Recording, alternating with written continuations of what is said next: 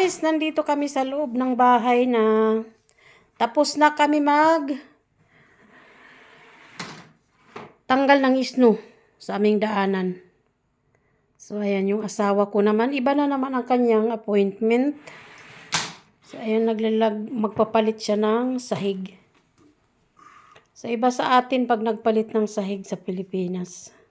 So iba sa kanila. Parang ang hirap gawin. So, ayan. Hindi na yan tatanggalin na dating sahig. Ganyan na lang siya.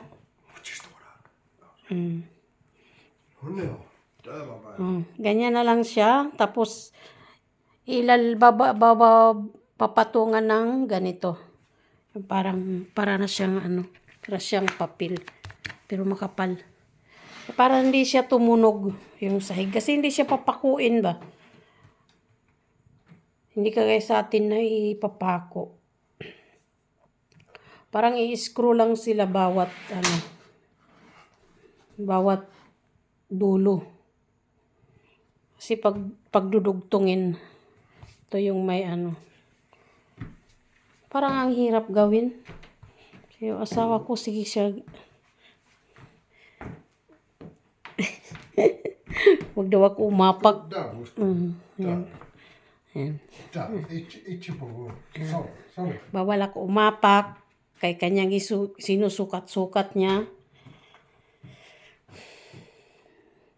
Ang ganda pa ng sahig, kailangan palitan lahat. Sus, matrabaho. Hindi pa nga matapos ang kanyang kusina kasi magpapalit siya ng sahig. So, kailangan matrabaho talaga lahat ng gagawin niya. Hindi ganun kadali. Ayan, wala naman siyang trabaho. So, yan na lang kanyang libangan. Ayan. So, ayan yung kusina niya. Hindi pa nga matapos-tapos. Ito yung sahig. Hindi na yan tatanggalin. So, papatungan na lang siya. Ayan. Pero yung taas, okay na. Nakaano na yan siya. Nilagyan niya na yan. So, parang na lang, yung baba na lang, tapos pipinturahan niya ulit. Yung mga cabinet. Kasi parang inasimbol niya yata ito, parang si kanan na. So, inasimbol niya lang. Ayan. So, grabe ang kalat dito sa aming bahay. Maganda nga lang kasi may apartment ako. So, pag mayroon akong trabaho, so doon ako nag-stay pag may trabaho ako. Minsan, pag lang ako nandito, holiday, pag wala akong trabaho.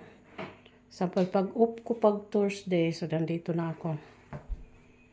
So, ayan ang kalat. Grabe hindi ko alam kung saan ako pipwesto. So, andyan siya, sige, sagsukat. Kasi parang ang gulo naman yan.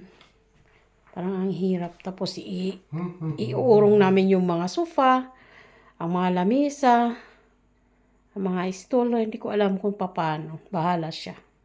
Siya na yung nakakaalam yan. Ako, tumutulong lang ako pag mayroong bubuhatin. Eh, siyempre, medyo may edad na rin. Kaya mabibigat. At ako din, hindi ko na rin kaya magbuhat. Mabibigat na bagay. Kaya, pag kinaidaran na. Ayan lang ang update sa aming bahay. Bahay na makalat, na walang katapusan. Maraming salamat sa aking mga viewers at sa aking mga subscriber. Thank you po sa inyong lahat. Bye-bye.